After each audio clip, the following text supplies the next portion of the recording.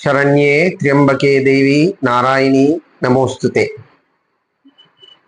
ನನ್ನ ಬಾಲ್ಯದಿಂದಲೂ ಕಟೀಲಿನ ಒಂದು ಮೇಳ ಇರುವಾಗಲೂ ಯಕ್ಷಗಾನವನ್ನು ನೋಡಲು ಆರಂಭಿಸಿದ್ದೇನೆ. 6 ಮೇಳಗಳು ಆಗುವ ತನಕ ಹಂತ ಹಂತವಾಗಿ ಕಟೀಲು ಮೇಳದ ಅಭಿವೃದ್ಧಿಯನ್ನು ನನ್ನ ಕಣ್ಣಾರೆ ನಾನು ಕಂಡವನು.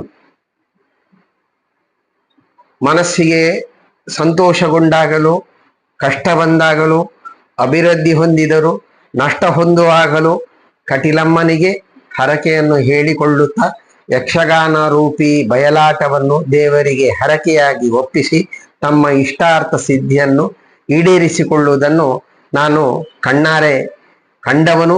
ಹಾಗೂ ನನ್ನ ಕಷ್ಟ ಕಾಲದಲ್ಲಿಯೂ ನಾನು ಇದೇ ಸೇವೆಯನ್ನು ಆ ಭ್ರಮರಾಂಬೆಗೆ ಕೊಟ್ಟು ಪುನೀತನಾದವನು, ನನ್ನ ಇಷ್ಟಾರ್ಥ ಸಿದ್ಧಿಯನ್ನು ನೆರವೇರಿಸಿಕೊಂಡಂತವನು.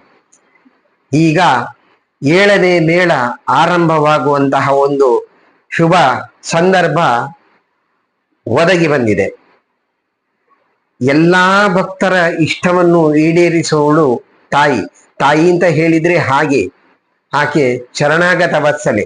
ಅಮ್ಮ, ನನಗೆ ಯಾರು ಗತಿ ಇಲ್ಲ ಅಂತ ತಾಯಿಯ ಪಾದವನ್ನು ನಂಬಿ ಹರಕೆಯನ್ನು ಹೇಳಿಕೊಂಡರೆ ಎಲ್ಲ ಇಷ್ಟಾರ್ಥಗಳನ್ನು ನೆರವೇರಿಸುವವಳು ಆ ಕಟೀಲು ಭ್ರಮರಾಂಬೆ. ನಾಡದ್ದು 16ನೆಯ ತಾರೀಕು ಕಟೀಲು ಶ್ರೀದೇವರ 7ನೇ ಮೇಳದ ಪ್ರಾರಂಭೋತ್ಸವ ಆಗಲಿದೆ. ತದಂಗವಾಗಿ 15ನೆಯ ತಾರೀಕು 7 ಮೇಳಗಳ ಪರಿಕರಗಳನ್ನು ಒಳಗೊಂಡ ಒಂದು ಬೃಹತ್ ಮೆರವಣಿಗೆ ಬಜ್ಪೆಯಿಂದ ಕಟೀಲಿನ ತನಕ ಬರಲಿಕ್ಕಿದೆ. ಇದು ತಾಯಿಯ ಜಾತ್ರೆಯೇ ಸರಿ. ಈ ಶುಭಾವಸರದಲ್ಲಿ ಎಲ್ಲರೂ ಈ ತಾಯಿಯ 7ನೇ ಮೇಳದ ಪ್ರಾರಂಭೋತ್ಸವದಲ್ಲಿ ಭಾಗಿಯಾಗಿ ತಾಯಿಯ ಕೃಪೆಗೆ ಪಾತ್ರರಾಗೋಣ. ಎಲ್ಲರೂ ಬನ್ನಿ, ಈ ಉತ್ಸವದಲ್ಲಿ ಪಾಲ್ಗೊಳ್ಳಿ ಅಂತ ಹೇಳಿಕೊಳ್ಳುತ್ತಾ, ಯಕ್ಷಗಾನಂ ಗೆಲ್ಗೆ, ಯಕ್ಷಗಾನಂ ವಿಶ್ವಗಾನಂ.